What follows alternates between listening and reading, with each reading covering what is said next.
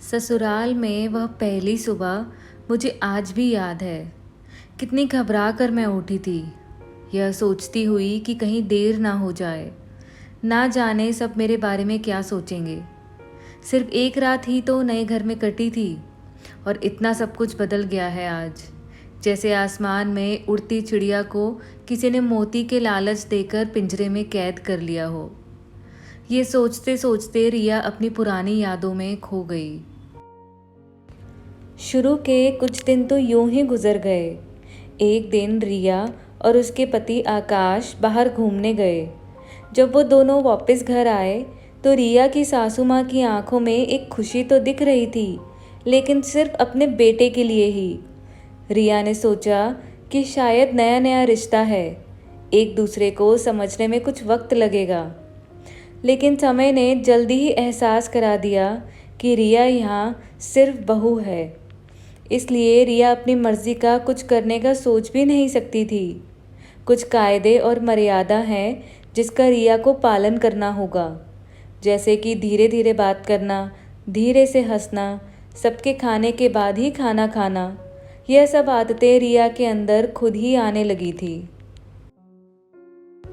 माँ से भी बात कम होने लगी थी अब, जिसकी वजह से रिया को अपने पीहर की याद आने लगी। ससुराल में पूछने पर उसे कहा गया कि अभी नहीं, कुछ दिन के बाद जाना। जिस पति ने शादी के समय कहा था कि आपकी बेटी पास में ही तो है, कभी भी आ जाया करेगी, उसके भी सुर बदल गए थे। अब रिया धीरे धीरे यह समझ गई थी कि शादी कोई बच्चों का खेल नहीं है। इसमें केवल घर ही नहीं बदलता, बल्कि पूरी जिंदगी बदल जाती है। अब रिया कभी भी उठकर अपने पीहर नहीं जा सकती थी। यहाँ तक कि पीहर वालों को भी रिया से मिलने के लिए पूछकर ही आना पड़ता था। पीहर में ज़ोर ज़ोर का हंसना, कभी भी कहीं भी चले जाना, रसोई में से कुछ भी उठाकर खा लेना, अपनी मर्जी का ही सब करना, यह सब यादें ही बनकर रह गई थी रिया के लिए। अब रिया को समझ में आने लगा था कि क्यों विदाई के वक्त सभी लोग उसे गले लगाकर रो रहे थे। असल में उससे दूर होने का एहसास उन्हें हो रहा था।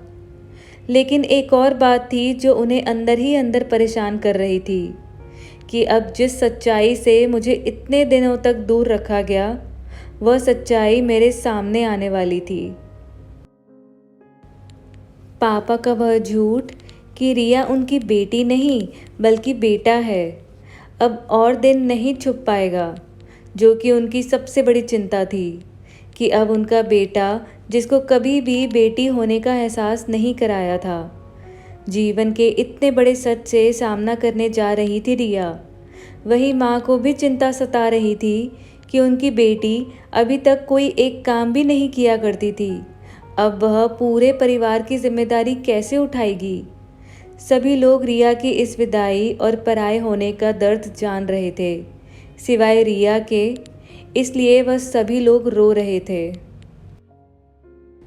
आज रिया की शादी को 2 महीने होने जा रहे थे और उसे समझ में आ गया था कि उनका रोना गलत नहीं था उस दिन। यह हमारे समाज का नियम ही है कि एक बार बेटी डोली में विदा हो गई तो वह उस घर के लिए केवल मेहमान ही बनकर रह जाती है। फिर कोई चाहे कितना ही क्यों ना कह ले कि यह घर आज भी उसी का है। सच तो ये है कि अब वह कभी भी यूं ही अपने पीहर नहीं जा सकती थी, चाहे कितनी भी समस्या और परेशानी क्यों ना आ जाए। अब रिया को ही उनका हल करना है, चाहे हंसते हुए या फिर गम छुपाते हुए।